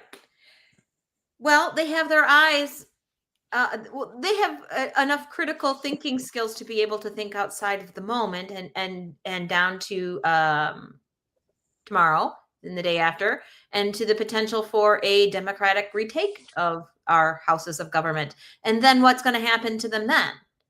You know, and here's the thing. This is where I'm like conflicted in a way. Because listen, I'm big First Amendment guy, big fan, huge advocate of being able to say what you want over whatever kind of platform you have. That's what I do here. But when you talk about folks like Walsh and even Charlie Kirk himself or Tucker Carlson or like, I kind of wish maybe we had some sort of regulations in place about the kind of things you can and can't say in public. No. Can't. Listen, no. Like, for example, look, in Germany. Where are you going with this, Scott? In Germany, it's illegal to fly a Nazi flag. I think, or even a Confederate flag. I think it should be. I think the Confederate flag is a symbol of terrorism. Like there are. Question, though. But let's say, what if I have Confederate flag boxer shorts? Only if they're poopy, then they're okay. In public, you get arrested. Oh, Scott, I want to be with you on this. I do. And Abdul, I'm probably going to surprise you here. I don't. Oh, the slippery slope of that. It just goes against my grain. I know. But so look at like the fairness doctrine. Okay, so like Brendan Carr, he talked about broadcasting in the public interest. Which is, actually that is in the FCC. That's what their job is to do, is to make sure people are broadcasting in the public interest. Well, if you look back at like the 80s when we undid the fairness doctrine, or the Telecommunications Act of 1996, like these things have basically allowed hate speech to proliferate. It has allowed propaganda to call itself news. I mean, here's my problem with the fairness doctrine. The fairness doctrine was invented when only basically 3 television stations. Television stations, maybe an independent network, maybe a couple of radio stations in town. Now, with so many different mediums and so many different forums for people to get their information and misinformation, that's their choice. And we start talking about the fairness doctrine. Okay, well, does Fox, does MSNBC counteract the fairness doctrine for Fox? What about CNN? What about CNBC? You have so many media outlets. What about my podcast? What about this show? Someone says, "Hey, we want equal time." Okay, well, equal time against who? Cliff, Tracy, me, Scott. Yeah. We have 10 television stations here in Central Indiana. They're owned by 3 people. Yeah, well, and that's a separate issue, which I do actually want to come to here in a moment. But just, I mean, I'm not saying that there should be limits on speech. I'm just saying it's not as cut and dry as we think necessarily. Like, I don't know. Like, listen, Fox News. I talked to a woman last year. She made a documentary about Fox News and how it, brainwashed her father and how they used like actual like cult mind manipulation techniques to get people worked up into an emotional state. And I mean, if you look at our world now in 2025, would it have come to this place of political violence and the demise of the republic without things like Fox News out there? No, I'm not saying we should ban them or anything. I'm just saying, like, it's worth thinking about. It is, and it's thorny as F. It really is, because your example, Germany, their laws still did not stop the rise of the ADP, and they are facing the same troubles that we are. They're ABS, banning them back a little better. And so, AFT. Thank you. thank you. Sorry about that. Yeah. But the point is that they like nations across the world are facing the same resurgence of nativist totalitarianism and those instincts. They are embedded somewhere in our cultural consciousness, and to try to figure out how to root those out is a deep ask. And I think it hurts my heart as an American to start talking about governing speech. But you're right. Fox News has been able to manipulate the fact that an undereducated audience is extremely vulnerable to the kind of tactics that operate on a subconscious level. How do we address that as a nation? How do we make sure that our people understand how to responsibly engage with media? We don't have a system for doing that yet. We need one. It's really tricky because, like, yeah, you shouldn't be able to broadcast lies across the airwaves and call them truth. Now, the problem with that is, who determines what is the truth, right? Now, we've already got this administration. They're memory holing studies about the actual sources of political violence. They're going ham on the CDC. So with an administration like Trump's in office, they can say this or that is the truth, and if MSNBC, for example, goes against them, they go, "Well, you're broadcasting lies. We're going to shut you down." And that's where you wind up getting into this problem of state media, right? And that's why I think we should be concerned this week about the TikTok purchase, which I mentioned as we got here. So that's the Ellison family, along with that's Oracle. That's the Ellisons, Andreessen Horowitz, and Silver Lake is a equity firm, are apparently going to buy an 80% stake in TikTok, with Chinese shareholders owning the rest. It looks like Larry Ellison, the Oracle executive, would be the CEO of this new company, and Ellison, huge Trump supporter, right? Additionally, his son David is the CEO of Skydance, which recently merged with Paramount, giving the Ellisons control over CBS, including CBS News. They appointed an ombudsman, Kenneth Weinstein, a big Trump supporter, former CEO of the conservative Hudson Institute think tank, to kind of oversee what they're saying there at CBS. Apparently, Barry Weiss, former New York Times reporter, ultra-Zionist and big anti-woke zealot, is on tap to become the head of CBS News. And additionally, this new conglomerate is looking to acquire Warner Brothers Discovery. So then, in addition to CNN and Paramount, you're looking at Nickelodeon, Comedy Central, Discovery, CNN, like major media consolidation. So then you've got, imagine this goes through, you've got big Trumpers, Ellisons, Andreessens, running CBS News and CNN and Comedy Central. There goes your Daily Show, right? You've got cowards at ABC now knuckling under, canceling Kimmel in response to this Trump stuff. Obviously, we know about Fox and the Murdoch family. ABC, CBS, Fox. There's your big networks. NBC, to this point, is the only one that's not under the control of like rabid Trumpers. But I mean, are they next?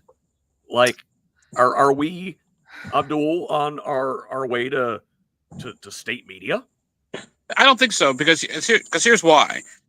In the American tradition, there's always been certain unhealthy skepticism with our news business and news information, which I love and appreciate.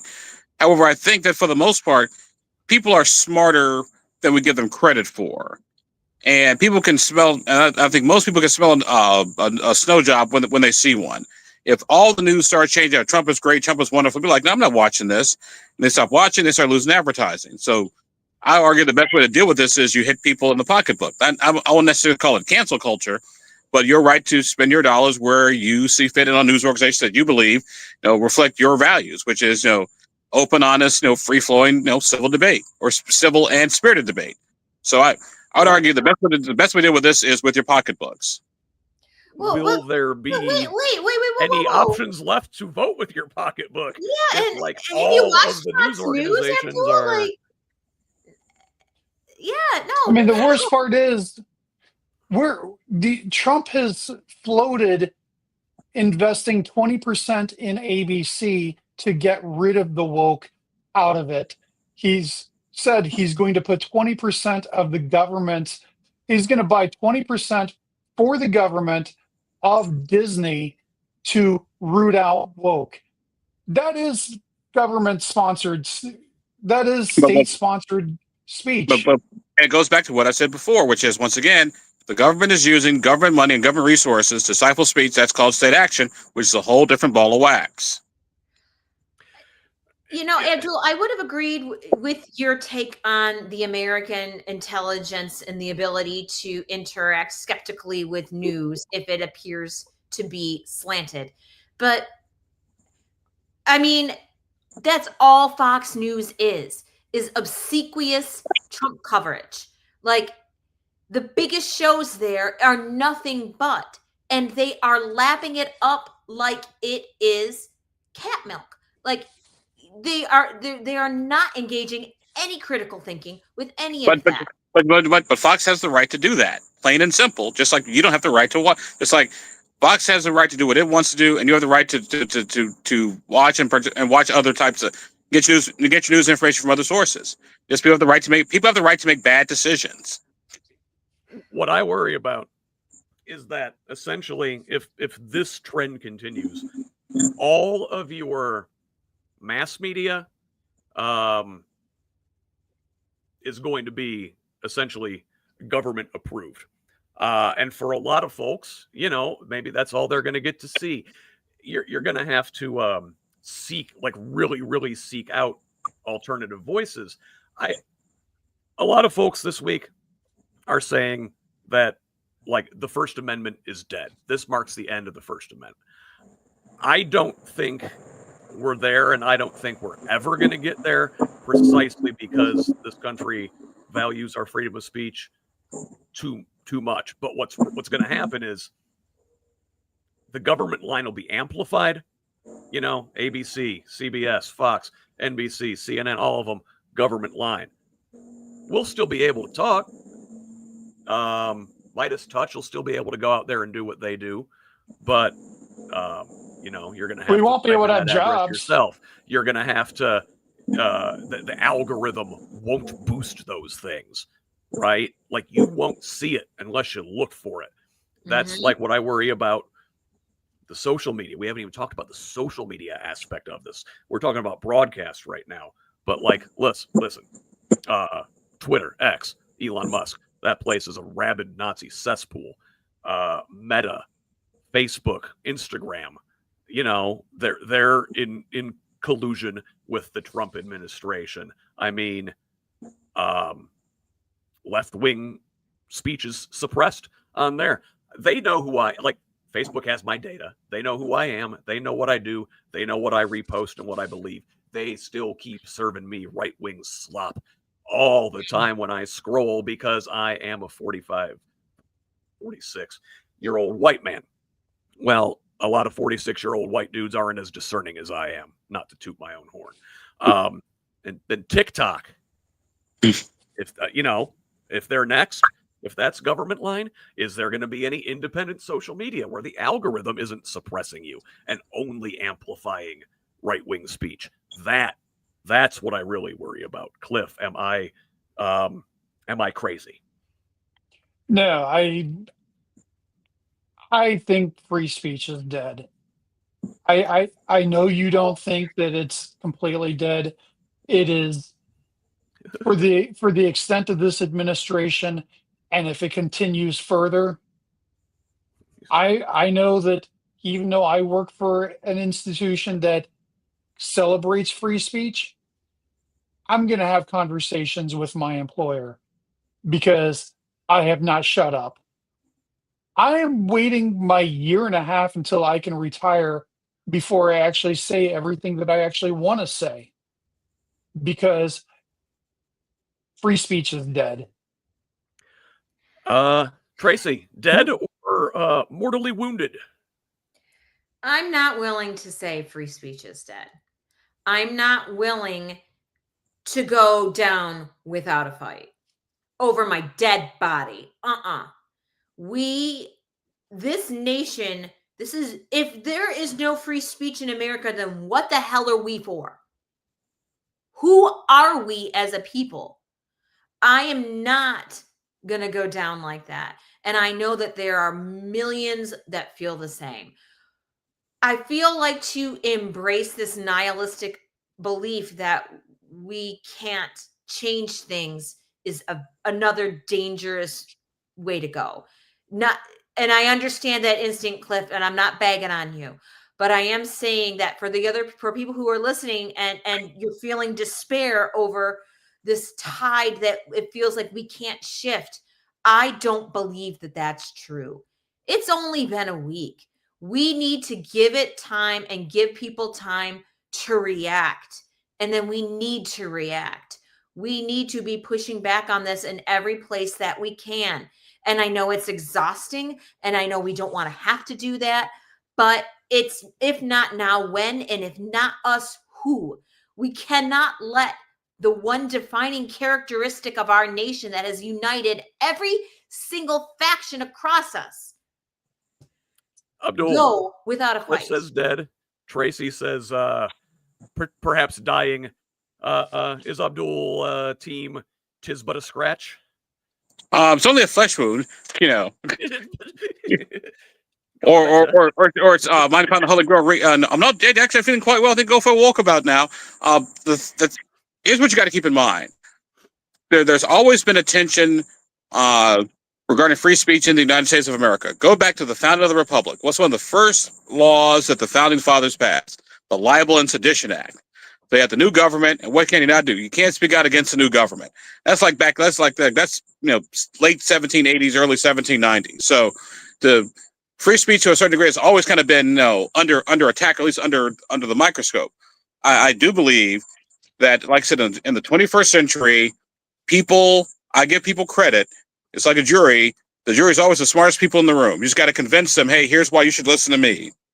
And so in the free marketplace of ideas, I think there's room for everybody to have their conversations. And if people start getting ridiculous and start, moving the news media, the people will react. And the fact that, like I said, I may not agree on Ted Cruz and a lot of things, but Ted Cruz is actually right on this one because Ted Cruz knows he's smart to realize that, hey, you know what? It's not Republicans aren't going to always be running the show. Democrats are going to be running the show sometime in the near future. And if they do, then guess what? They can do all the things to conservatives that to Republicans that Democrats complain the Republicans are doing right now. Abdul, your historical perspective is actually really comforting because we beat back McCarthyism before. We can do it again. And it didn't seem possible then, but it was. And at the end, you're having Senate hearings where people were laughing them out of the Senate chambers, or House hearings, or whoever was holding these hearings. So it's possible to turn this tide. It is. And we have a lot more channels now, and this one we're going to keep using to speak our minds as long as we're allowed to. So let's wrap this thing up. I really want to thank you guys for being here with me today, and you've all provided such interesting takes and wonderful information. I want to give all of the folks out there listening an opportunity to find you. Where are you at? Tracy, where can the good folks find you? I am on Substack. I'm on anywhere you get your podcasts except Apple. I still haven't. And that is at Bluer by the Lake. Bluer by the Lake at .substack.com. Cliff, where can the people see you doing your rabble rousing? The best place to find me for my long form writing is cliffmars.com. That's Cliff with one F. Mars is in the planet. I put out a Substack that I write every several months, it seems like, or Twitter on Mayor Cliff on Twitter, which I picked when Abdul and I were running for mayor of Indianapolis. Wait. You guys very good. ran against each other? We ran against each other. Get out of here. It was in primaries, though. Oh, okay. Yes, yeah. Neither one of them won their primaries. The world would be a better place if both had, I think. Abdul, indiepolitics.org for sure. One of the most indispensable sites for news in the state. Where else are you? You can also find me on Twitter, ATTY Abdul. Don't have a Substack column per se, but my columns end up all over the place. So just do a Google search, Abdul-Hakeem Shabazz, and brace yourself. All right, excellent. Everybody, subscribe to our fine panelists today. They are great, all of them, and I appreciate each of your contributions. I always love when you are here with me. Abdul-Hakeem Shabazz, Cliff Marsiglio, Tracy Martin, thanks for joining me this week. Everybody else, until next time, this has been the Who's Left This Week. Love each other, Indiana.